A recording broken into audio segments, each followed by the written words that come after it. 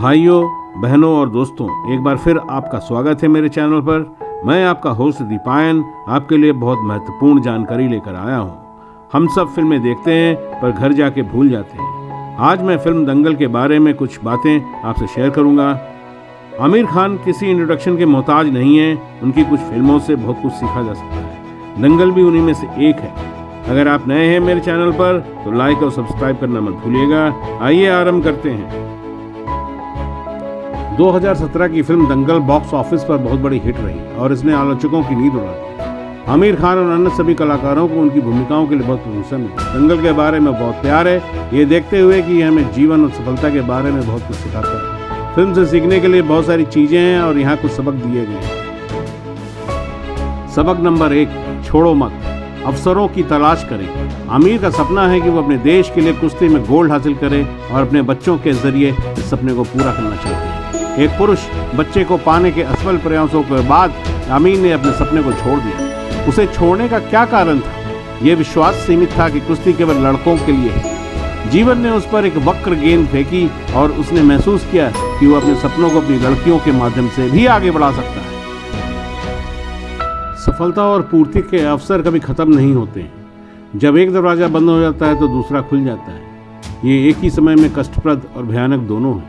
इस तथ्य के आधार पर कि हम नहीं जानते कि अगला दरवाजा कब खुलने वाला है, इसलिए हमें हमेशा कृतज्ञ रहने और खुले दिमाग रखने की मानसिकता अपनानी होगी। सबक नंबर 2, अपने सपने और अपने प्रयासों में एक अटूट विश्वास रखें। आमिर की बेटियों का इस आधार पर लड़की पहलवानों के रूप में मजाक उड़ाया गया कि ये उस समय भारत में एक अस्वीकार प्रथा थी। आमिर ने नकारात्मक को नजरअंदाज कर दिया और वो वही करता रहा जो वो मानता था। हमें ये समझने की आवश्यकता है कि हमें अपनी सफलता के संस्करण का पीछा करने के लिए दूसरों की स्वीकृति की आवश्यकता नहीं है और हमें उन लोगों की आवश्यकता नहीं है जिन्हें हम सबसे ज़्यादा चाहते हैं। ब्रह्मांड हमें आकार नहीं देता, हम ब्रह्मांड को आकार देते हैं। सबक नंबर 3, मानसिक रूप से कठिन हो। आमिर ने कभी किसी की बहुत चिंता नहीं की। उन्होंने हमेशा एक ऐसे व्यक्ति के गुणों का प्रदर्शन किया जो जानता था कि वो क्या कर रहा था और कई कोणों के विरोध का सामना करने पर शांत और तर्कसंगत रहने में सक्षम था। जो बात सबसे ज़्यादा समझ में आती है वो उसे मानसिक रूप से कठिन बनाती है। अभ्यास के मूल्य को सर्वोच्च महत्व दिया गया था और बाकी सब कुछ अनदेखा कर दिया गया था। इन सभी को, उन चीज़ों को आगे बढ़ाने के लिए मानसिक रूप से कठिन होने की ज़रूरत है जो हम चाहते हैं। उसके आसपास स्पष्टता की कुछ मात्रा होने से हमें ज़बरदस्त मदद मिल सकती है। अन्य चीज़ों के विपरीत मानसिक दृढ़ता, स्पष्टता और प्रदर्शन करने की हमारी क्षमताओं में एक मजबूत विश्वास के साथ आती है। सबक नंबर 4, बदलने के लिए लचीला हो। आमिर का परिवार शाकाहारी था। यह महसूस करने के बाद कि उनकी लड़कियां पहलवान बनने के लिए आवश्यक ताकत हासिल नहीं कर रही थीं, उन्होंने अपना दृष्टिकोण बदल दिया और अपनी बेटियों की डाइट में चिकन शामिल करना शुरू कर दिया। प्रोटीन मांसपेशियों के निर्माण में मदद करता है और पहलवान होने के लिए मजबूत मांसपेशियों की आवश्यकता होती है। आमिर अपने दृष्टिकोण में लचीला था और अनुकूलन के लिए तैयार था। सबक नंबर 5, प्रतिस्पर्धा करने के तरीके खोजें। जब गीता ने अपना पहला दंगल खोया तो उसे महसूस हुआ कि उसे और अधिक करने की जरूरत है। प्रतिस्पर्धा ने उसे दिखा दिया कि वो कहाँ है और ये भी कि उसे कहाँ होना चाहिए। जब उसने लड़कियों से मुकाबला किया तो उसे लड़कों से प्रतिस्पर्धा करनी पड़ी। हमें हमेशा उन परिस्थितियों के लिए तैयार रहना चाहिए जो हमें सीखने वाले कौशल को लागू करने की आवश्यकता हो सकती है। प्रतिस्पर्धा बहुत महत्वपूर्ण है क्योंकि ये एक लक्ष्य को प्राप्त करने के लिए प्रेरणा प्रदान करती है। चुनौतियों को दूर करने के लिए दृढ़ संकल्प, रचनात्मक और दृढ़ता का प्रदर्शन करती है। ये हमारी मदद भी करता है। सबक नंबर 6, लीडर बने। आमिर की बेटी बबीता ने अपनी पहली लड़ाई के लिए सबसे मजबूत पुरुष उम्मीदवार का चयन किया।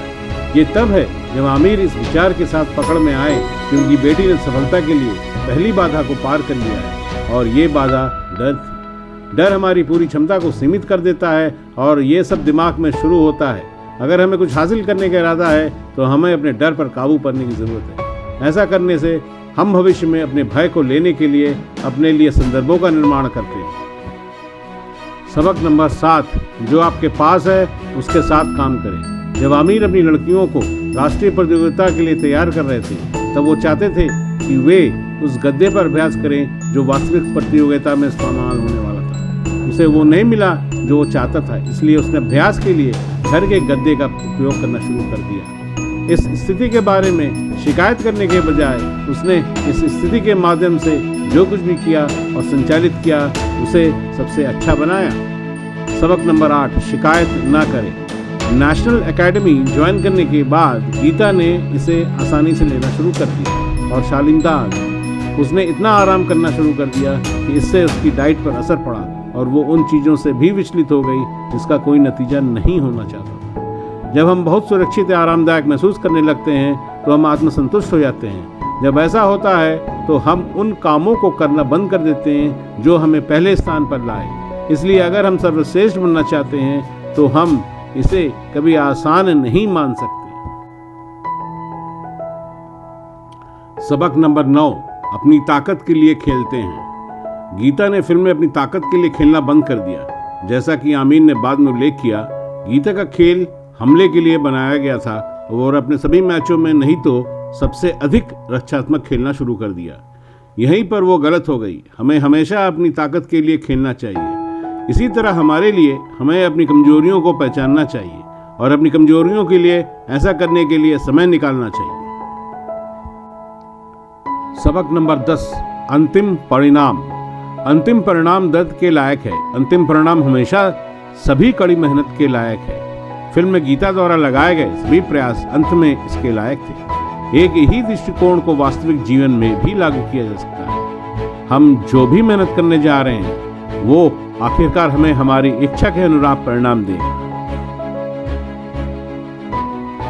माता पिता के लायक सबक।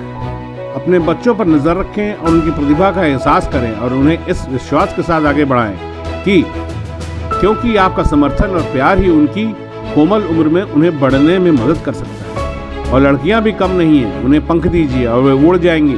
फिल्म में एक डायलॉग है जो उसी को मुखर करता है, गोल्ड टू गोल्ड होवे है, छोरा लाए या छोरी।